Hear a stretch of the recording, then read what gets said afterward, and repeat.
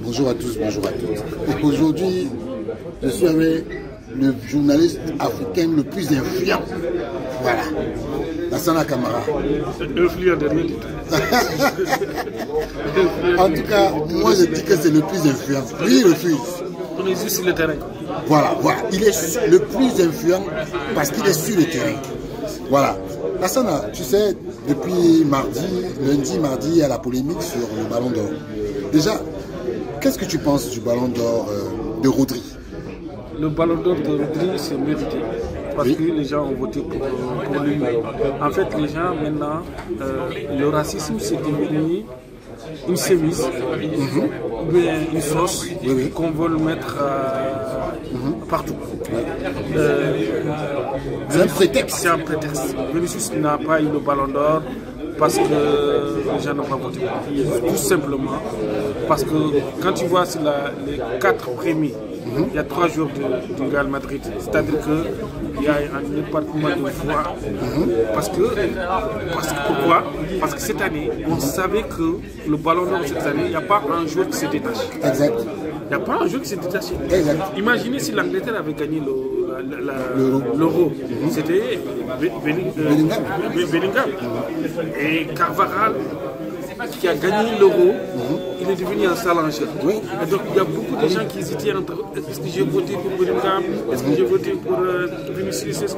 Donc ça a fait que les 3 joueurs du Real Madrid ont eu des scores conséquents. Exactement. Et en plus, il y a eu des votes inutiles encore. Vote pour Toni Kroos, c'est un bon joueur. Vous savez que Toni Kroos n'aura jamais le Ballon d'Or. Pourquoi voter pour Toni Kroos? Donc, si on ajoute à ça, donc il y a 4 joueurs du Real Madrid dans les 10 premiers, on a ça. Et deuxième point, Rodri, il n'y a pas beaucoup de pays où il a été premier. Il était deuxième partout, troisième quelque part, mais la conjugaison de tout ça lui a donné un autre. Le quart de voix n'est pas conséquent. Quelque chose d'autre à jouer en défaveur de Vinicius. Vinicius, sur le terrain, il a des problèmes avec tous les joueurs. Il a toujours un problème de comportement. Le fair play. Le fair play. Et ça aussi, ça compte. Il a ce problème-là. Donc, et en plus, Vinicius, avec l'équipe nationale du Brésil, c'est un joueur lambda. Il n'a rien fait, il a eu un carton rouge qui a pénalisé son équipe. Le jour de la qualification, il n'était pas sur le terrain, donc le Brésil est sorti. Le Brésil était en touriste à la Copa América. Oui, mais c'est vrai, ils sont sortis en quart de finale. Mais justement, Lassana, aujourd'hui, on s'est posé la question avec des gens cette semaine, pourquoi depuis Georges Weah, un Africain, un Africain n'a jamais été Ballon d'Or depuis le temps? Qu'est-ce qui pose problème? Un Africain n'aura jamais le Ballon d'Or parce qu'on ne s'aime pas. Ah ouais. On ne s'aime pas. On ne vote pas avec la tête, on vote avec les pieds. Ça, je l'ai dit toujours. Si les 54 pays, 54 journalistes africains votent tous prêts, on se dit toujours, il ne faut pas faire de vote inutile, vote par patriotisme. Par exemple, c'est Sadio Mané, Mohamed Salah qui sont en tête. On sait qu'il y a un qui est favori. On essaie tous de voir qui a plus de sens de la voix. On vote tous pour celui-là. Si les 54 pays, les journalistes africains, ça a changé. Avant, on votait tous. Maintenant, ce sont les 10 premiers, les 100 premiers du classement. Donc l'Afrique n'a plus de force comme avant. Et justement, j'ai constaté qu'il y avait 22 pays africains qui ont voté. Oui. Si les 22 pays africains avaient mis le même joueur africain devant, il sera dans les 3 premiers. Donc on a ce problème-là. On a ce problème-là quand tu vois un journaliste de la Guinée équatoriale ou la mère de Yamin Yamal, originaire de la Guinée équatoriale, qui ne met même pas dans les 5 premiers, ça veut dire qu'on a un problème. Oui, il y a un problème. Donc on fait des votes parfois inutiles et sensationnels, etc. On ne vote pas par... Oui, justement, c'est-à-dire que nous, on est les plus objectifs parce que, je vais te dire, hier j'ai reçu Franck Simon qui me disait que il y a un journaliste argentin qui s'est amusé un jour à voter les 4 Argentins qui étaient sur la liste. 1, 2, 3, 4. Mais Didier Deschamps, c'est ça qu'il a fait. Ah ouais? Oui. Didier Deschamps, il a voté pour Mbappé, il a voté pour ces trois joueurs de l'équipe de France. Donc, c'est pas une question d'objectivité. Il y a l'objectivité, oui, mais parfois il faut être stratège. Oui, ça c'est vrai en plus. On oublie ça, on n'est pas stratège. Mais Lassana, je vais aborder un autre sujet. Parce qu'en 2019, Sadio Mané, je ne peux pas dire qu'il va être ballon d'or, mais il doit être dans les 3 premiers. Il a été 4e parce qu'on a été con. Exactement, et c'est vrai. On a été con. C'est vrai. Et ça, je l'ai toujours là. Voilà. Non, Lassana, aujourd'hui, tu sais, bientôt les CAF Awards, ce sera en décembre prochain au Maroc. Mais Lassana, aujourd'hui, on nous parle de ballon d'or. Lookman, Guirassy, Achraf Hakimi. Pour toi, est-ce que ça a du sens? C'est le classement le plus con de l'histoire des CAF Awards. Classement bidon, j'ai rien compris. Quand tu vois le Marocain, El Kaabi, qui est meilleur buteur de la conférence de Ligue, qui n'est même pas sur la liste. C'est à se poser la question de savoir qui a fait. Mohamed Salah, qui est parmi les meilleurs joueurs de l'histoire, qui est toujours au diapason, qui n'est pas sur la liste. Sincèrement, c'est pas sérieux. Mais oui, non, mais c'est vrai en plus. C'est pas sérieux du tout. Donc, justement, je voulais savoir, Lassana, pour toi, parmi tous ces gens-là, qui est le moindre mal? Comme ballon d'or, Serhou Guirassy, Lookman, Achraf Hakimi, pour toi? Hakimi. Hakimi? Oui, pour moi, Hakimi. Pourquoi Hakimi, même si le Maroc n'a pas un bon parcours à la CAN, mais avec le PSG, il est toujours conséquent, il est toujours bon à droit. Pour l'histoire, pour son CV, il peut l'avoir parce qu'il n'y a pas un joueur qui se détache. Oui, parce que Hakimi, il faut le dire, il est quand même vice-champion olympique. Vice-champion olympique. Et Hakimi, c'est un joueur qui est depuis 5 ans, qui est au haut niveau. Depuis 5 ans, c'est un joueur qui progresse, c'est un joueur etc. Pour ça, on peut donner à Hakimi parce qu'il n'y a pas un joueur qui se détache. Comme au Ballon d'Or international, il n'y a pas un joueur qui se détache. Comme on dit ouais, c'est le. Ouais. El Kaabi, meilleur buteur de l'histoire, qui a marqué plus de 14 buts cette année. Il ne fait pas partie, c'est pas normal. Je ne peux pas dire qu'il doit être le Ballon d'Or, mais il doit être sur la liste. On a des anomalies. Lookman, il n'a fait que 2 matchs. Lookman, cette année, il n'a fait que 2 matchs. Le jour de la finale, il a marqué 3 buts. Et après, demi-finale contre Marseille, il a été bon. Donc, après, il s'est éteint. Il a fait une bonne carte. La carte, c'était le meilleur Nigérien avec le défenseur central. Mais Lookman, c'est un intermittent du spectacle. Il fait un bon match aujourd'hui. 6 mois plus tard, tu ne le vois pas. Non, il ne peut pas être le Ballon d'Or. Serhou Guirassy, il était à Stuttgart. Il a une progression, parce qu'il est parti de Rennes, Stuttgart. Et Dortmund aujourd'hui. Mais Serhou Guirassy, il est dans les 3 premiers, c'est bon pour lui.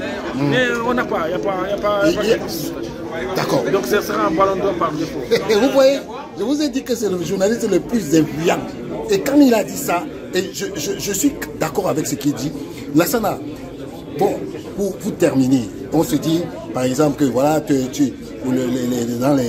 dans quelques jours, il y aura les derniers matchs de la CAN. Est-ce que la Mauritanie a de l'espoir? Oui, tant qu'il y a vie à espoir, on va jouer à Francistown contre le Botswana. Si on bat le Botswana, on a notre destin. Et je pense que la Mauritanie a beaucoup de chances de se qualifier. On peut battre le Botswana. Et on a un dernier match à domicile contre le Cap-Vert. Ça ne sera pas un moins facile. Mais il faut avoir les 3 points contre le Botswana. Oui, parce que si on compte bien, entre aujourd'hui, vous avez 3 points. Si 3 points plus 3 points, ça fait 9. Et ça donne des chances pour être quand même dans les 3 meilleurs, le 3e. D'accord. En tout cas, merci Lassana. Merci Michel. Ok. De toutes les façons, l'enquête continue parce que tout à l'heure, là, je vais prendre d'autres personnes qui vont nous parler du Ballon d'Or et du Ballon d'Or. Ciao. Bonjour à tous.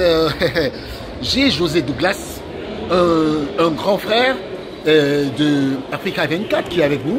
Et je voulais savoir, parce que concernant la polémique qu'il y a eu sur le Ballon d'Or, José Douglas, dis-nous, par rapport au Ballon d'Or, pour toi, est-ce que la polémique a lieu d'être? Non, pas du tout, parce que déjà Rodri mérite son Ballon d'Or, car il a été quand même champion d'Europe. C'est un garçon qui est collectif par rapport à Vinicius.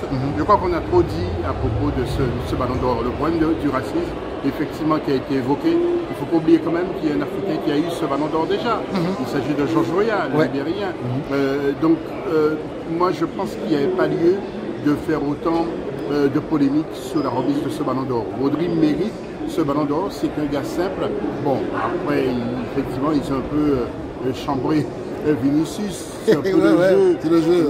Mais bon, Vinicius aura l'occasion d'avoir son ballon d'or. Mais il faudrait peut-être aussi qu'ils soient un peu plus collectifs pour obtenir ce ballon d'or. Parce qu'après tout, l'UEFA se base aussi sur tous les critères de jeu pour remettre ce ballon d'or. Donc, bravo à l'Espagnol qui a eu ce ballon d'or. Le Brésilien, eh bien, il a le temps il aura l'occasion d'avoir ce ballon d'or. Même s'il reste au Real de Madrid. Et puis le boycott du Real pour la remise de ce ballon d'or, c'est pas très beau. C'était pas très beau. Mais justement, tu as évoqué le fait qu'un Africain, tu as parlé d'un Africain qui a déjà reçu le ballon d'or. Pourquoi depuis les Eto'o, Drogba, Sadio Mané, Salah, l'Afrique peine à réussir à avoir ce ballon d'or tant convoité depuis 29 ans? Si parmi les autres joueurs africains, il y a quelqu'un qui devrait avoir ce ballon d'or, je pense que Didier Drogba le mériterait, bien ce ballon d'or. Par rapport à Eto'o, Eto'o c'est un joueur aussi très individuel. Eto'o a marqué des buts, a fait des prouesses seul, sans être vraiment collectif, mais c'est un grand joueur de football. Un respect à M. Samuel Eto'o, mais s'il fallait donner ce ballon d'or à un autre joueur africain, vraiment je choisirais Didier Drogba. Merci José. Aussi, je crois que c'est magnifique, c'est mérité. Est-ce que tu as trouvé que l'équipe de Lens était nerveuse en deuxième période et qu'est-ce qui s'est passé à la mi-temps avec le coach? Nerveuse, non, mais on a essayé d'améliorer parce qu'on n'a pas bien fait en première mi-temps.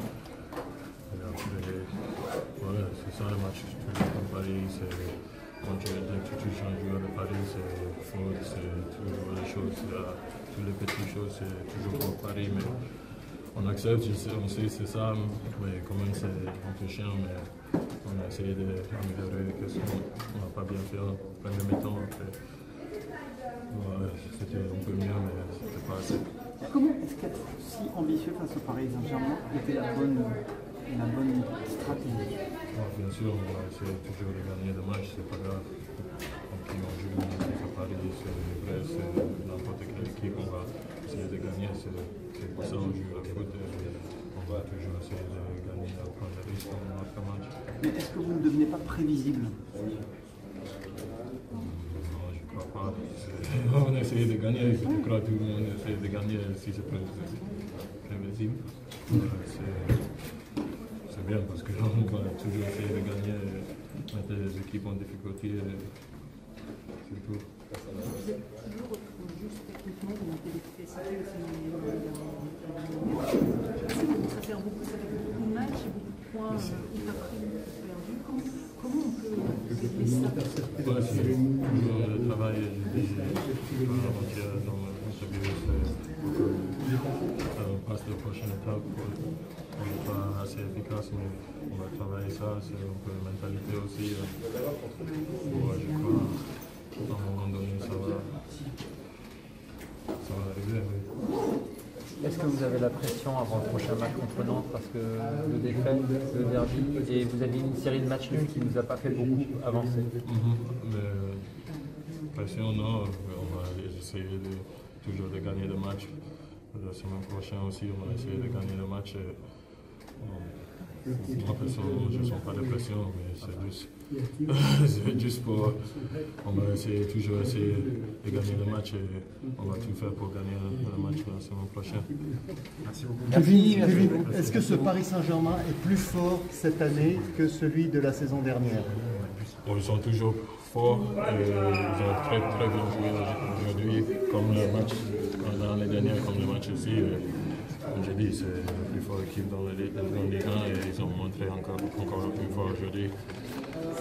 Merci Kevin. Justement, comme vous l'avez dit, la victoire, c'est le plus important et on continue sur cette lancée. On a l'impression que vous vous en gardez un peu sous le coude, vous êtes un joueur très technique, mais vous êtes en mode un peu sécurisé, on a envie de vous voir vous lâcher. Qu'en pensez-vous? J'essaye de m'adapter au jeu du Paris Saint-Germain, j'essaye de jouer avec mes coéquipiers, de lire les situations au mieux à chaque fois. Après, voilà, je suis encore jeune, donc forcément il y a des erreurs, il y a des très bonnes choses aussi. Et je continue à travailler. Le coach m'aide beaucoup aussi et c'est quelque chose de très important pour moi. Ce soir, il y a encore beaucoup d'occasions, mais un seul but à la fin. Des notes, nous, ça de notre côté, est-ce que vous en sentez pareil ou pas?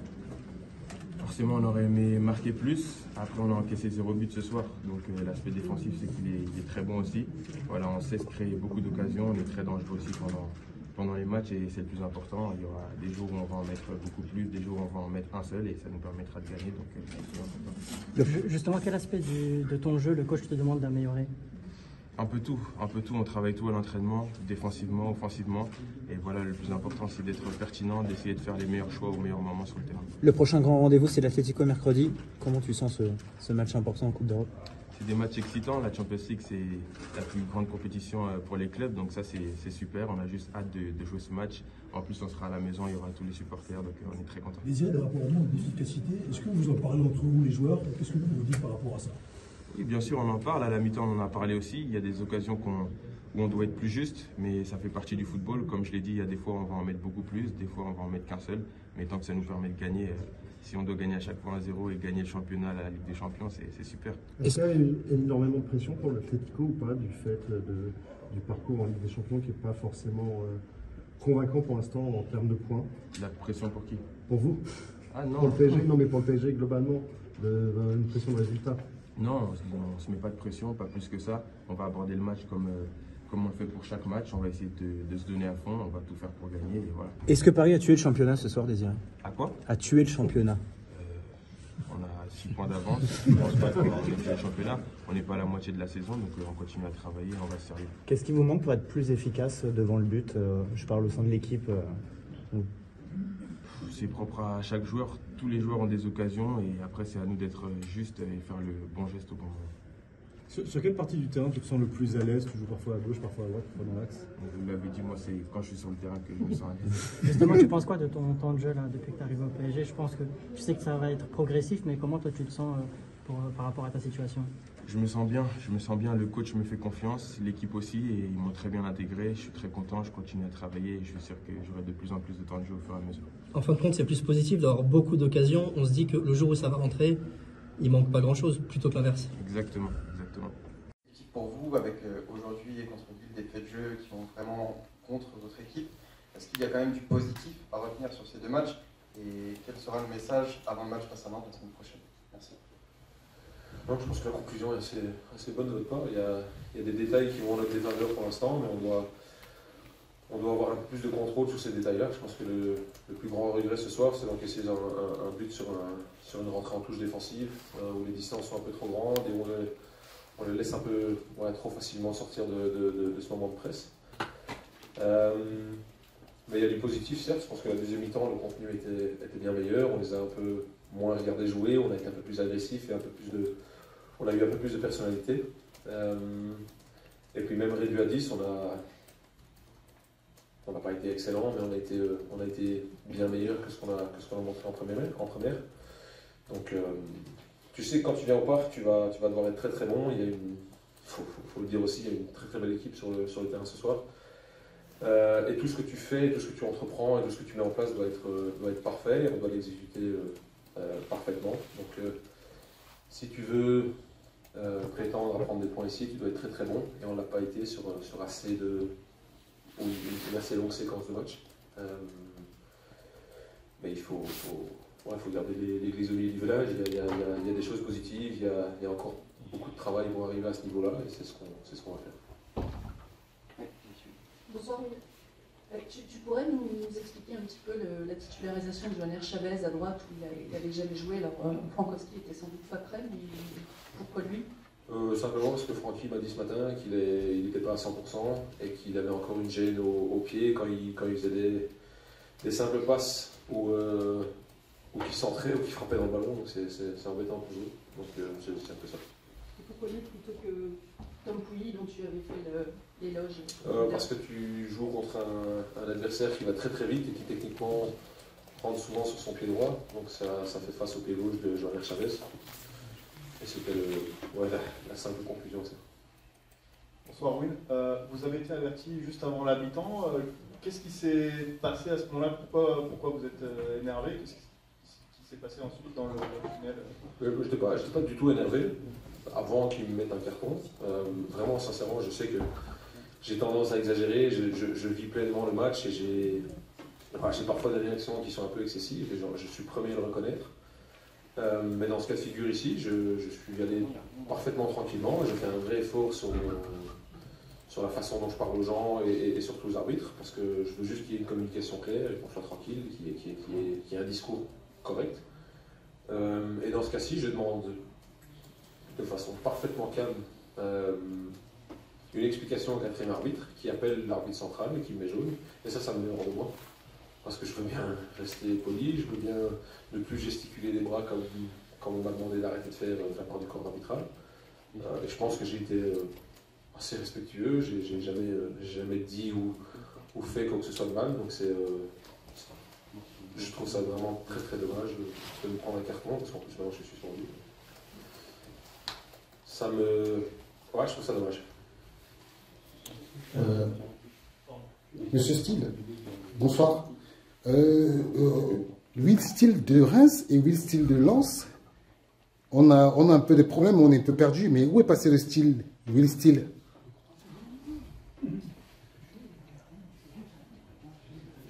Vous avez rien compris?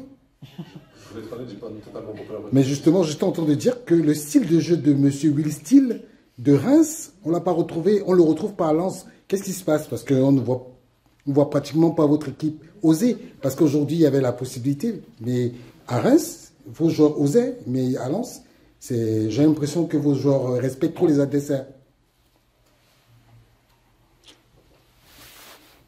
Il est perdu. J'accepte votre opinion. Je ne sais pas combien de matchs vous avez vu du RC Lens depuis le début de la saison, mais je pense qu'on a eu un contenu qui était intéressant. Je vous rassure, le Will Steele qu'il y avait à Reims, c'était toujours la même personne qu'il y a sur le banc à Lens. Je trouve ça assez dommage. Je vous assure, il n'y a rien qui a changé. L'envie et la détermination est la même. Certes, il y a un léger problème d'efficacité dans ce qu'on fait, et on en est bien conscient. Mais je pense qu'au nombre d'occasions créées, de situations créées, on voit une équipe qui presse. On voit une équipe qui essaye d'aller de l'avant, qui est même à 10 et menée 1-0. On fait rentrer 2 joueurs offensifs à un quart d'heure à la fin. Donc je suis quelqu'un de positif, j'essaye de faire des choses positives. Et j'espère que l'équipe qui est sur le terrain dégage cette même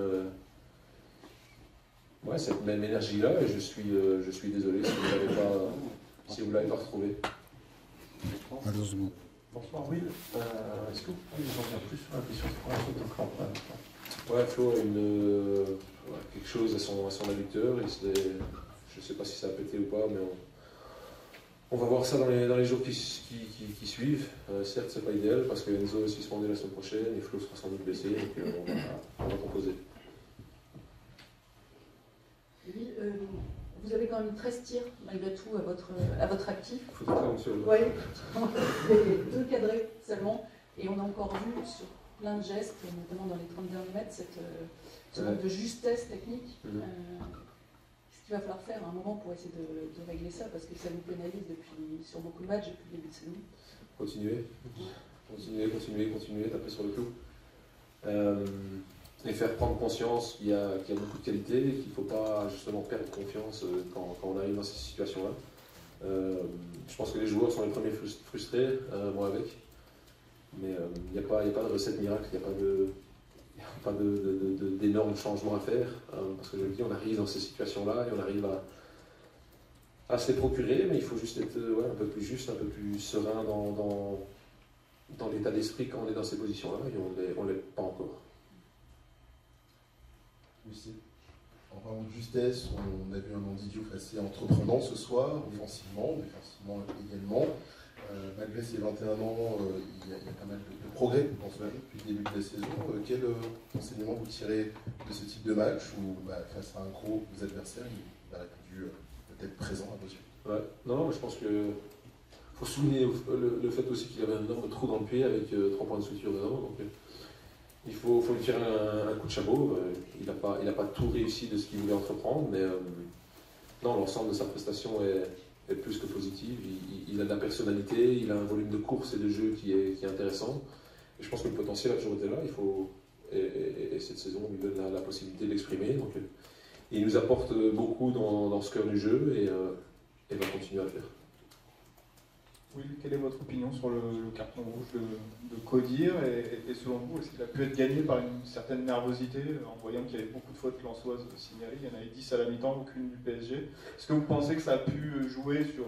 C'est un jeune joueur encore, est-ce que vous pensez que ça a pu jouer là-dessus? Je sais pas, totalement honnêtement, je n'ai pas revu la phase du carton rouge de Codir. On m'a dit que ça pouvait se siffler, ça pouvait se donner, mais qu'apparemment la faute d'un Parisien 10 secondes après peut se donner aussi. Donc je sais pas, on va pas commencer à remettre la faute sur l'arbitrage. Il y a d'autres choses à régler et à penser. Et j'ai dit ce que j'avais à dire sur les arbitres français. Dans les choses positives, on a vu un grand Brice ce soir dans les buts qui retardent beaucoup de choses. Il y a 7 arrêts, pas mal de décisifs. Ouais. Comment tu juges sa performance? Je ne veux pas dire qu'on a l'habitude, mais presque. Brice est international français, Brice est un très très bon gardien et nous tient dans pas mal de situations, surtout ce soir. Donc non, c'est très très positif. Merci beaucoup. Merci.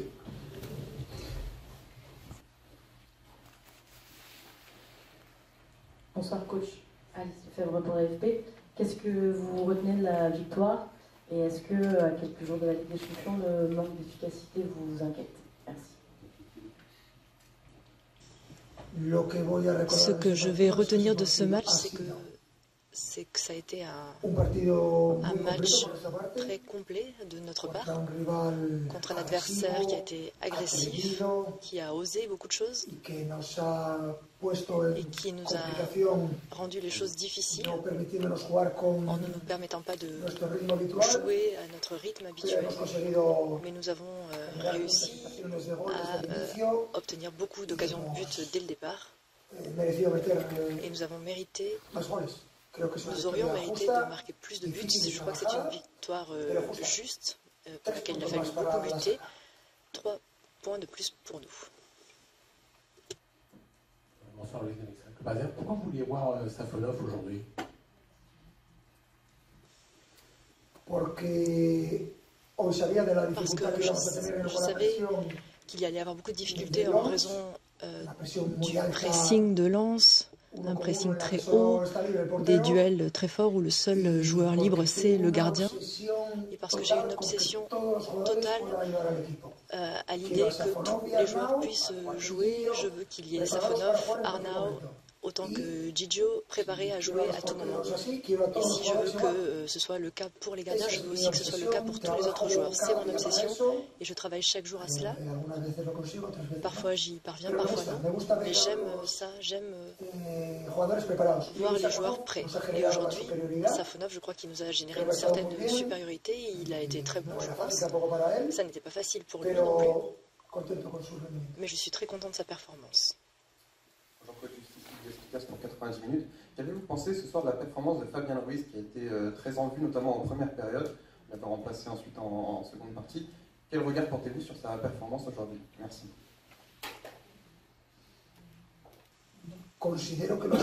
Je considère que les 5 milieux de terrain que j'ai ont tous un très haut niveau. Fabian est un joueur très très reconnu, international, champion d'Europe, qui a une capacité à jouer et même à faire des choses que parfois les supporters et les journalistes ne voient pas. Il est très très intelligent pour jouer en fonction de d'où se trouvent ses partenaires de jeu. Et je crois qu'aujourd'hui, comme tout le monde, il a eu un match très difficile parce qu'il n'y avait pas de temps pour réfléchir, mais je suis très contente de la performance de tous. Mais milieu de terrain, Joao, Vitinha, Fabian, ensuite Warren est arrivé. Aujourd'hui, vous n'avez pas vu Seni, mais je répète que je suis très contente des performances de tous ceux qui ont participé. Bonsoir. On a été surpris en Espagne du départ d'Aitor, ton adjoint. Est-ce qu'on pourrait savoir ce qui s'est passé? Pourquoi à ce moment-là de la saison et que signifie son départ? Rien de particulier, les chemins de chacun dans le football, c'est pareil avec les joueurs, avec le staff technique. Ce sont des trajectoires personnelles, ce sont des décisions que je prends en tant que responsable majeur de mon équipe et je remercie Aitor de ces 4 ans passés ensemble et je lui souhaite le meilleur. Coach, bonsoir. Vous avez reconduit une nouvelle fois la charnière centrale Marquinhos Pacho avec un joueur Pacho qui est nouvellement arrivé au club. Qu'est-ce que vous tirez comme enseignement après 3 mois de compétition sur voilà, cette nouvelle charnière composée d'un joueur historique et Pacho qui est arrivé en catimini, on va dire, peu connu? Je crois qu'on a trouvé chez Pacho un défenseur central de très haut niveau. Il est très jeune. Je crois qu'il est parfait pour l'idée de jeu que nous avons, de cette idée du pressing haut, cette idée de rester d'avoir toujours beaucoup d'espace dans notre dos. C'est un joueur très puissant, très fort dans les duels. Il ne fait pas de faute, il ne reçoit pas de carton. C'est un joueur qui, lorsqu'il a le ballon, trouve toujours les espaces. Il a aussi, bien sûr, une marge de progression, mais je crois que c'est ce que nous avions déjà vu. C'est vrai que l'adaptation est bien plus rapide que ce que nous attendions de lui. Bonsoir Arnaud Herman, l'équipe. Je reviens sur Safonov. Les statistiques lui donnent 12 passes ratées. Est-ce que dans votre analyse de la rencontre, ça répond à ce que vous avez dit, c'est-à-dire qu'il y a un pressing très fort de Lens et d'avoir un joueur qui, certes, allait être beaucoup sollicité, donc quand on est beaucoup sollicité, on peut faire plus de fautes.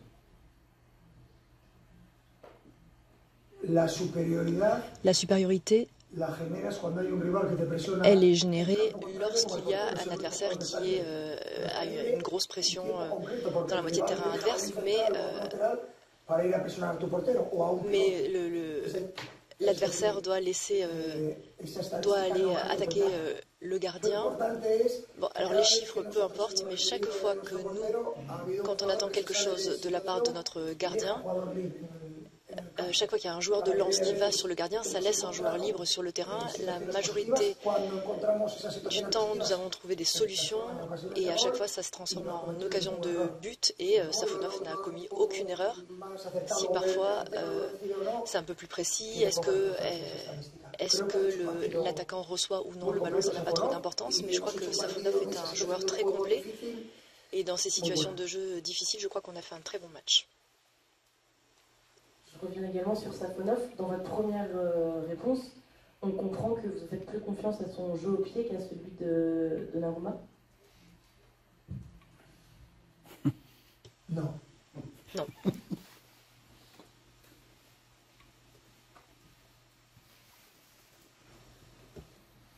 Bonsoir coach.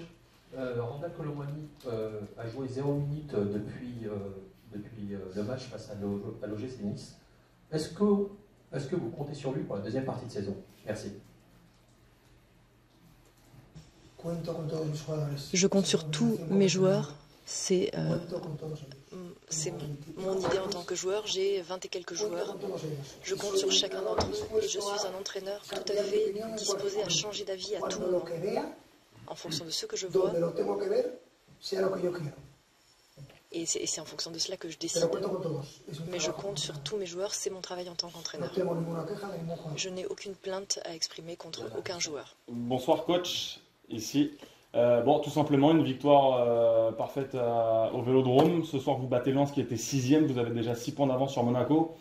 On a l'impression que des stars, entre guillemets, peuvent partir. On a beau dire, vous roulez toujours sur la Ligue 1. Est-ce que vous pensez que les 10 premières journées sont parfaites pour le Paris Saint-Germain? Merci. Moi, je ne lis pas beaucoup, je ne lis pas la presse, mais depuis le début de la saison, il y avait une rumeur qui disait qu'on n'était pas l'équipe la plus forte, une rumeur qui disait que différentes choses sur l'équipe, mais toutes ces attentes-là ne se réalisent pas. Il faut rester concentré et avoir continué sur la même ligne après ces 10 journées, être leader. On a maintenant 6 points d'avance en effet sur le suivant et garder cette intention d'être toujours au plus haut niveau de compétition et avoir toujours une marge de progression. C'est mon état d'esprit. Mais je pense que oui, les chiffres, aussi les commentaires qui étaient faits au début de la saison ne se réalisent pas finalement. Parce que souvent il y avait des idées contre le PSG, mais nous sommes là pour justement nier tout cela. Merci. Merci.